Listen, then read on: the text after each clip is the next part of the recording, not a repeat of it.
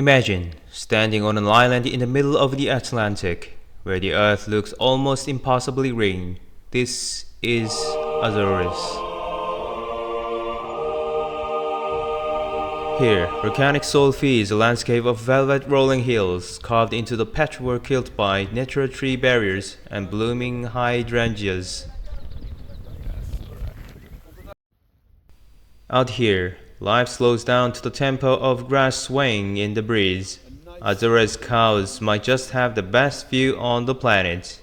So they were brought here with the trees from Japan in the 1600s. They had survived earthquakes, hurricanes, every natural catastrophe that you can imagine. We have it. Hidden deep in the lush highlands lies one of the Azores' most atmospheric secrets, the ancient Carvalho Aqueduct.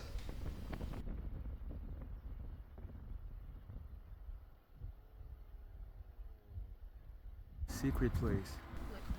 Built centuries ago to carry fresh volcanic spring water across the islands, nature has slowly reclaimed this stone giant. Has 9 wings. Yeah. Not very creative.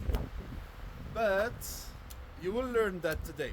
I mean, like you saw, the 7 things that doesn't have 7. Today, its weathered arches are draped in thick green mosses and wild ferns, looking less like man-made engineering and more like a fairy tale ruin forgotten by time. Built back in the 19th century, this ambitious engineering project was designed to carry fresh water from mountain lakes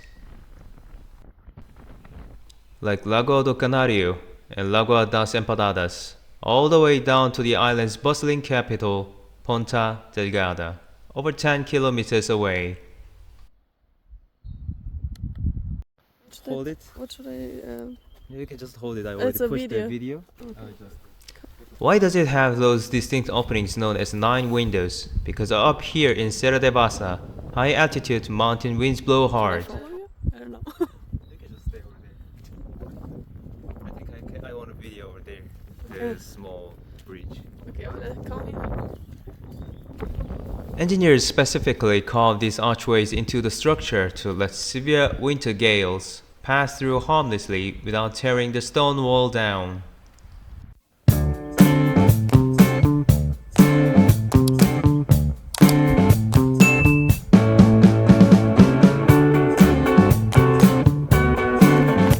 Chemicals. Really? Yeah, that's true. It's treated in a facility. So that one is just naturally filtered. Oh. Yeah, it's good stuff. Tap water in Ponta Delgada is completely safe to drink and strictly monitored under EU standards. However, city municipal systems do use standard treatment processes. So many local and travelers trek into the mountain highlands around São Miguel to collect raw, naturally filtered volcanic spring water. Well, I've been drinking for 5 years. After this, can you try And some? you're still alive, so you are a good proof that this is good. Oh yeah. Right. Nah, it's good stuff. 4.5 years. 4.5 years. So, Australia. Yep. Really? Yep. I married a local and had a baby. So Oh. I got the chance to try this water too. And pure hydration, straight from the heart of the islands. Definitely worth the drive up the mountain. From up here, the earth feels almost untouched by time, a patchwork of brilliant emerald fields, stretched out like a blanket across the floor of the valley. Timeless mountains standing guard in the distance. It's a quiet reminder of how vast, serene, and breathtaking the world can be when you step back to take it all in. If you say that we are not now, there is another view up there, which will be the King's View. But we will make that our last stop, okay? Because even if you don't see the views, you will have another thing there. Have you heard about the abandoned? You will see that today. And that will be your choice, because it's illegal to go in. Only in time. If you want to go in, you will go on your own. Okay? I'll explain everything about the hotel. this valley here on the right side, it's called Serra de Vassa.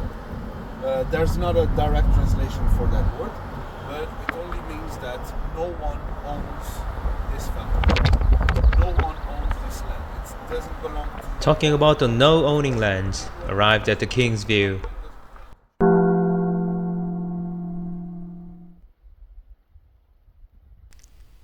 Directly below the lies of massive crater of Sete Cidades. On one side, the deep mirror-like emerald of Lagoa Verde. On the other, the vast expanse of Lagoa Azul. Legend says the lakes were formed from the tears of the green-eyed princess and the blue-eyed shepherd forced to part ways. Nestled right at the water's edge is the peaceful village of Sete Cidades itself. Up here, as the mist drifts across the green rim, it really feels like you are standing at the edge of the world, lost in time.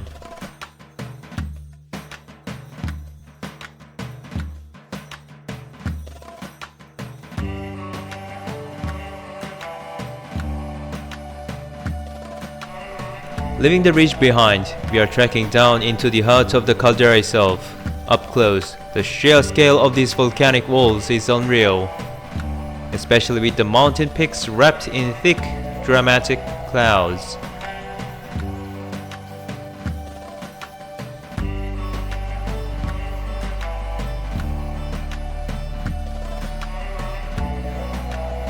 Standing down here at shoreline level, everything goes completely silent. The clouds drift slowly over the crater rim, casting soft shadows across the water. It feels like stepping into a hidden, lost world. No matter how many times you see it, watching the mist roll over an Azorean crater lake never gets old. Just pure, untouched tranquility. I sat down and Miraduro da Vista de Rey, expecting to enjoy a quiet lunch with one of the most famous crater lake views in the world.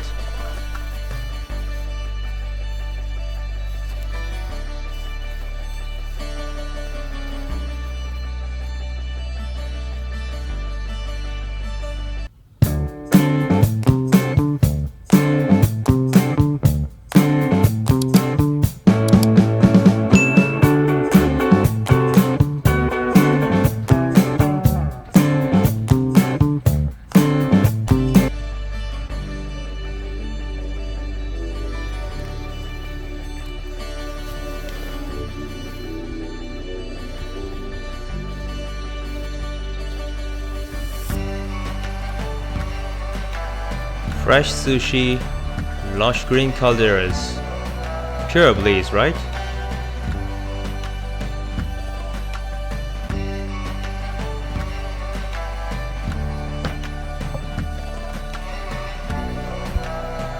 No. Go away. No, this is mine. I didn't have lunch. It is 4 p.m. Go away.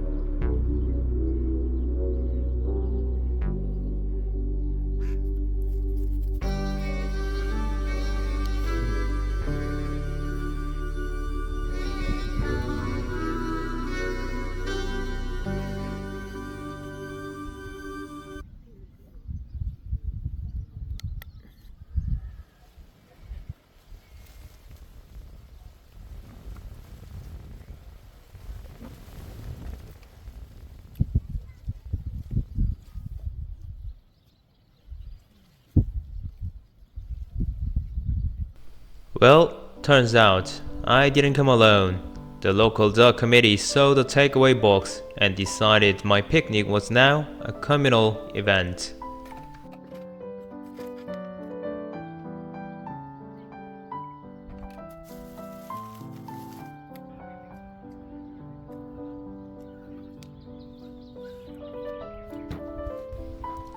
Look at this squad, lining up like they are waiting for their table at a 5-star restaurant.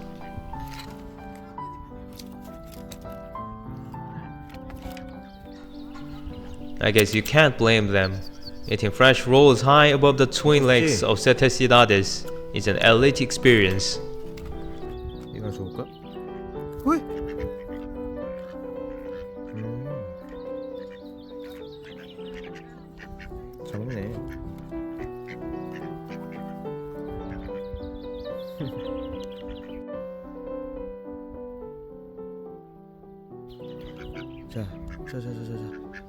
자. 내 거지. Just make sure to guard your salmon, because these little guys are ruthless negotiators.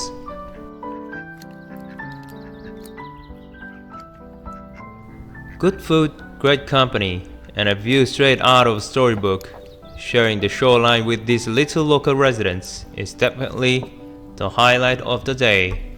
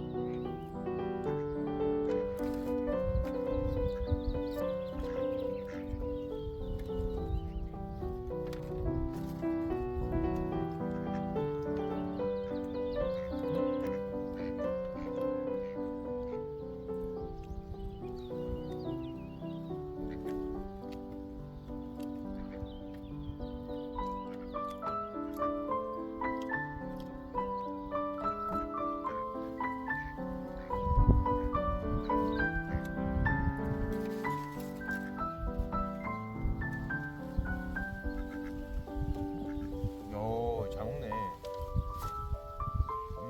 나 이거 좀 먹어.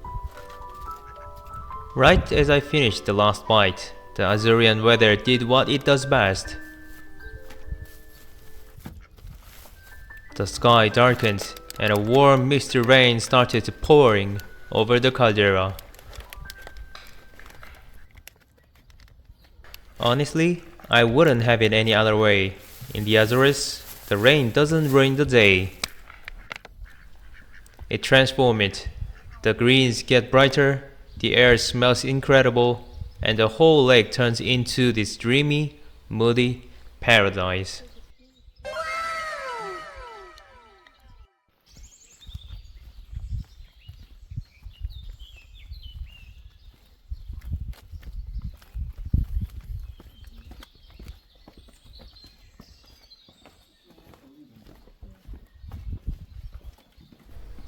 It's pitch black, echoing, and wet. A true hidden adventure for anyone brave enough to trek through. Go down there and look.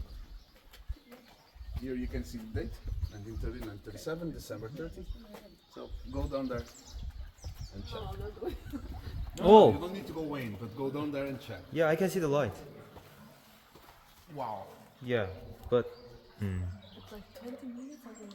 yes. That light is 1.2 kilometers from you. Currently nobody's in there, right? It's echo. Maybe. Maybe. Because we see the light. Yeah, I can see the lights. If there were people, you wouldn't see the light, maybe. People go across it, but mainly on a touristic thing, not because they need to. Okay? Hear that. You can, okay? There's nothing on the other side, so if you go from here, you will have to come back, yeah? Or if you start on the other side. They use pickaxe? Probably. Dug back in the 1930s to prevent the lake from flooding Sete Cidades village. This discharge tunnel stretches over a kilometer on the solid rock.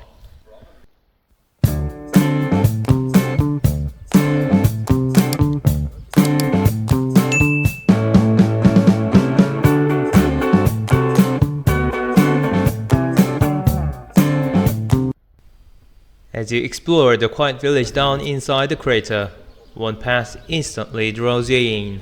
Stepping off the main road, you are suddenly flanked by an avenue of massive, moss-covered cedar trees.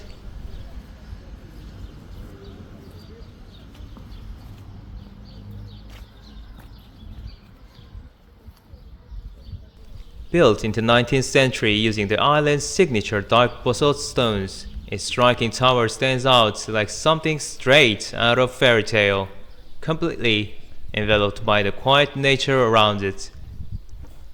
Stepping through the doors, the cool, quiet air hits you immediately.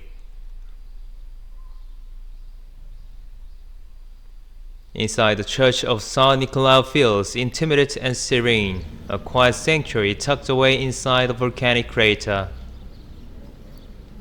It is a simple, short walk, but surrounded by the quiet hum of Caldera and the smell of pine, it's easily one of the most peaceful spots in all of the Azores.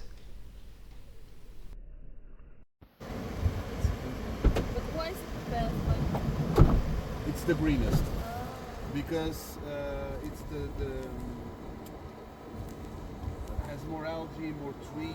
It's on the bottom of the mountain, so everything reflects there. And it has a lot of algae. So.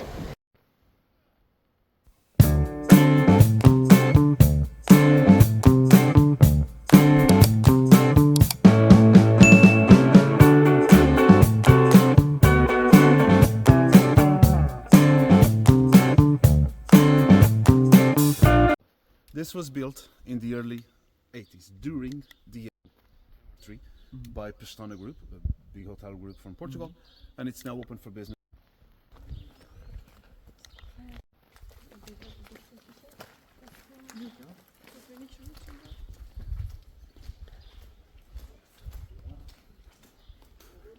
Right across the famous viewpoint sits a stark contrast to the island's beauty.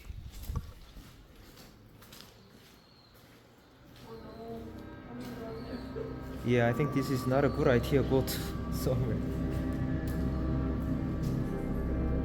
The Monte Palace Hotel, opened in 1989 as a lavish 5-star resort, it went bankrupt and closed just over a year later, left to decay in the mountain fog. Stepping inside feels like entering a post-apocalyptic movie set. Nature has slowly reclaimed the grand corridors. Everything valuable has been stripped away.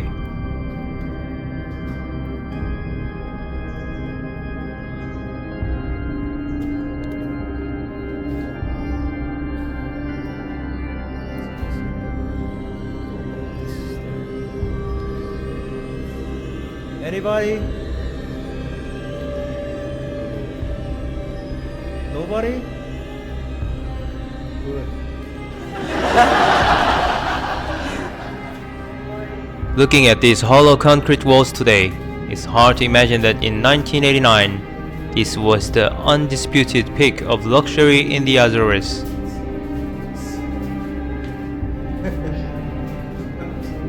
Smells of fungus and rotting paints.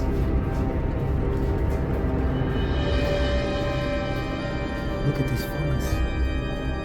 Velvet carpets, crystal chandeliers, and furniture literally trimmed with gold. Leaving behind a hollow concrete shell echoing with decades of forgotten history.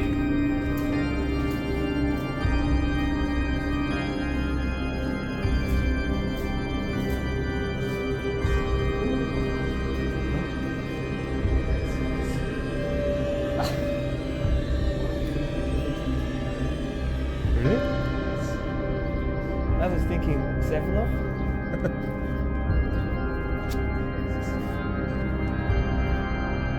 Okay.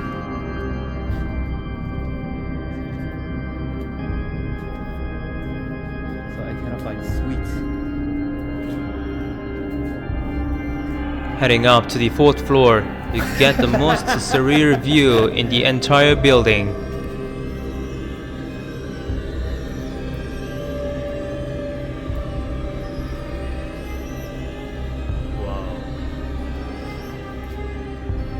Standing on the edge of the upper concourse and looking straight down into what used to be the hotel's crown jewel, the Grand Atrium.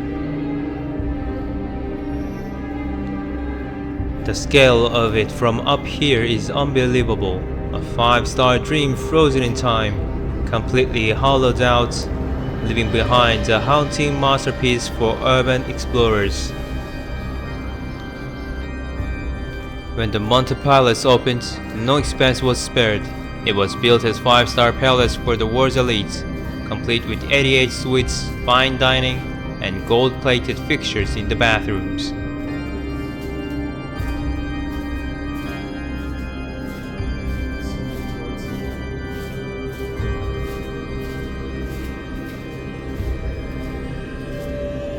No way. No way I can pass this one.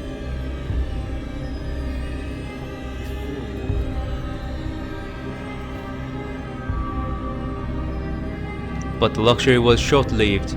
Just 19 months later, the hotel went completely bankrupt. Maybe this is sweet. Oh, there's one more stairs.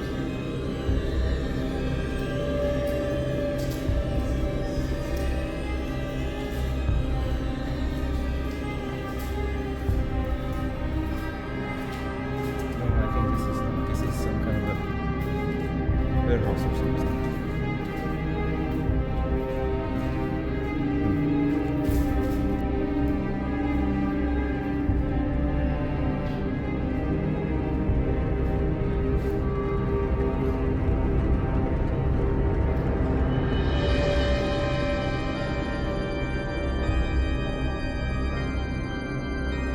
It's spooky, atmospheric, and completely eerie, standing at what used to be a luxury suite, looking out at one of the best views in the world through a wall of broken concrete.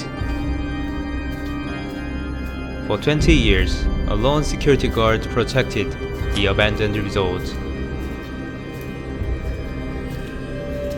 But when security finally left in 2011, the island took over.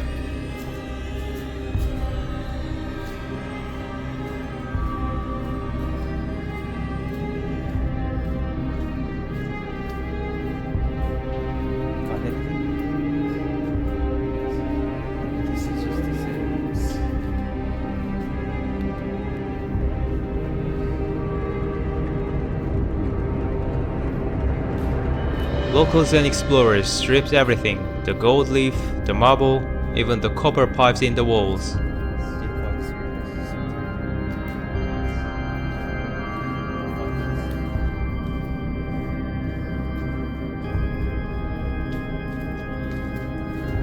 Today, only the ghost of luxury remains.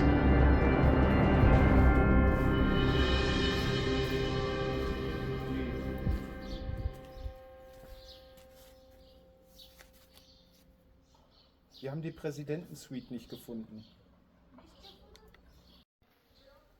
Nee. After trekking through foggy crater rims, ancient tunnels, and haunting abandoned hotels, we finally made it back to the sea level. Welcome to Ponta Delgada, the vibrant beating heart of São Miguel.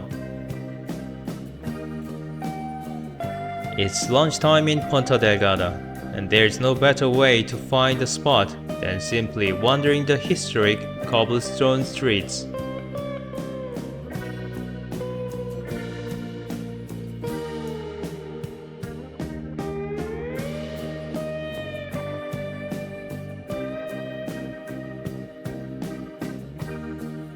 Unreal quality, incredible prices, and zero fuss.